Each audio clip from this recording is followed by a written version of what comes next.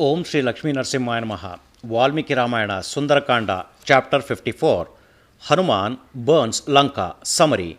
Hanuma, with his blazing tail, comes out and flits over the horses in Lanka, making up his mind to set fire to the city of Lanka, which is the only work left for him to do.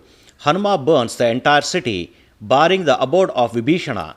All the demons were frightened on seeing the blazing fire consuming their city with its trees, houses, and a host of living beings. Surprised to see the city burning, the celestials and magicians, Gandharvas, gain a great delight. Chapter 54 in detail. Then, after fulfilling his heart's wish, Hanuma, looking over Lanka, thought about the remaining act to be done with an augmented energy, which act indeed is remaining now to be done by me here that may further create anguish to these demons. I have demolished the garden, I have killed excellent demons, I destroyed a portion of the army. The demolition of the fort is still remaining.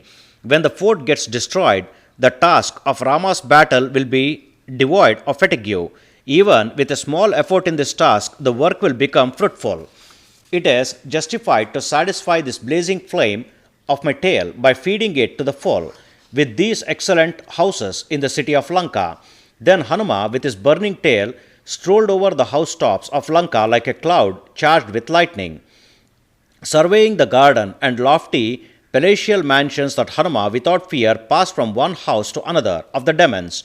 Jumping down on Prahasta's house, the valiant Hanuma, with great swiftness, having strength equal to wind, scattering fire on it, jumped over from there to another house belonging to Mahaprashva.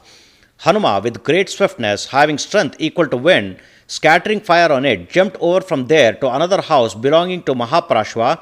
Hanuman scattered a fire there resembling a flame of fire that is to destroy the world. That Hanuma of great splendor then leapt to the house of Vajradamstra, Shukha, and Sarana, the intelligent.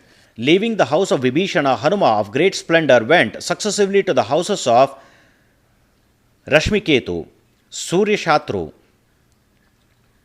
Harshavakarna, Dhamstra, Romasha, the demon, Yudhonmata, Matta,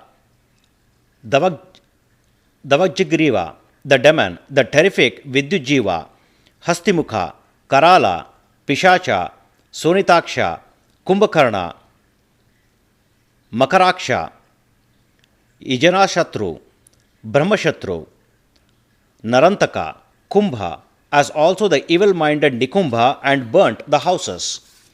That Hanuma of great fame burnt away wealth in the mansion of the rich. Having passed over all the houses, the mighty and glorious Hanuma thereafter approached the house of Ravana, the king of demons. Thereafter, scattering a blazing fire located at the tip of his tail on the principal house, decorated with various kinds of precious stones, resembling Mount Meru and Mandhara, as also embellished with all good work, the valiant Hanuma rode like a cloud thundering at noontime in a rainy season. In contact with the wind, the fire escalated with a great speed and intensely blazing like a fire that is to be destroy the world. The wind carried the blazing fire to other houses. In conjunction with the wind, the fire became very swift. Those large houses with golden windows embedded with pearls, gems, and precious jewels were shattered to pieces. The demons who were running hither and thither to protect their houses and who lost the spirit and abundant wealth created a tumultuous noise, saying, "Alas, the fire god has come really in the form of this monkey." Some women crying and carrying their babies with their hair disheveled fell down from their houses, which were enveloped with fire and shone like flashes of lightning falling from clouds in the sky. That Hanuma saw molten metals mixed with diamonds, corals, cat's eye gems, pearls, and silver surging from every marvelous house. As the fire does not get satisfied with any amount of firewood and straw fed to it, Hanuma was not wearied in killing any number of demons. The earth was not then wearied in receiving the number of demons killed by Hanuma in her lap. Flames of fire glittered like Kimshuka flowers at some places, blossoms of Shalmali tree at some places, and like saffron flowers at some other places. The high-souled Hanuma, the swift monkey, scorched the city of Lanka as Rudra scorched the city of Tripura. Then the fire, having a terrific prowess, diffused by the swift Hanuma, stretching out a circle of flames, blazed and rose up to the summit of the mountain on which the city of Lanka. That fire, diffused on those buildings together with the wind, picked up a speed equal to that of a fire at the time of dissolution of the world. It grew taller, touching the sky with a smokeless splendor. Those flames of fire shot up as inflamed by ghee. The great fire persisted, surrounding the entire Lanka, having a good splendor equal to that of millions of suns, and blazed like a broken up hemisphere of the world, creating many sounds of a widespread thunderbolt. The fire, with a fierce splendor there, extended fully to the sky, shooting flames like kumshuka flowers. The clouds, bearing the color of blue lotuses, shone as covered by smoke formed out of the extinguished fire. He is not a monkey. He is either Indra, the lord of celestials, wielding a thunderbolt, or Yama, the lord of death of water, or the wind god, or the fire, seated in the third eye of Lord Shiva, or the sun god, or Kubera, the lord of riches, or the moon god. He may be Kala, the time spirit himself.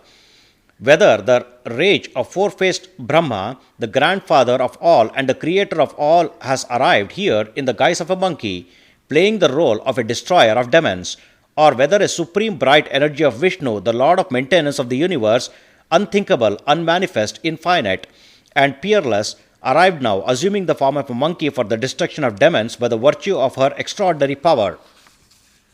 Thus spoke all those excellent troop of demons in multitude, gathering together there on seeing that city scorched so soon, with its host of living beings, houses, and trees.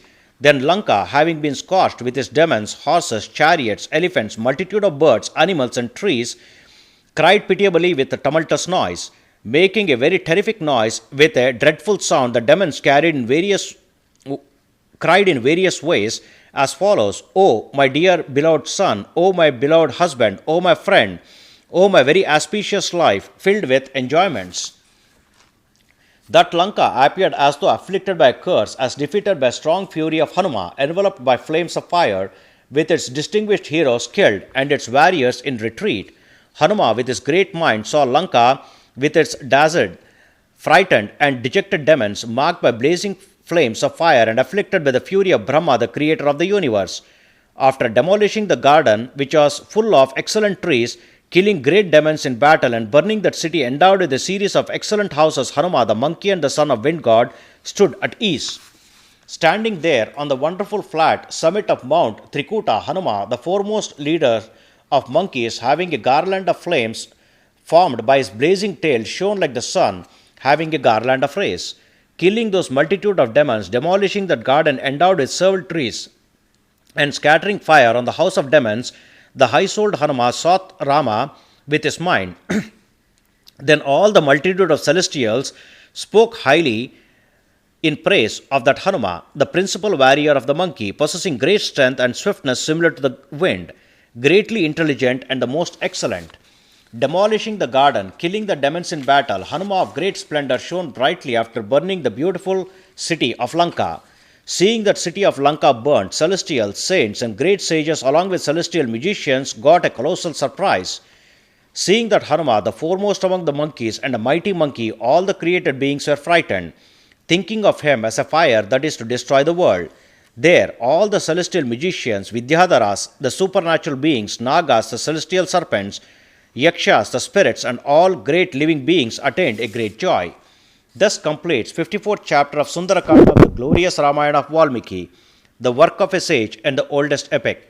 Sri Moola Rama Vijayate. Om Sri Krishnarpanamastu.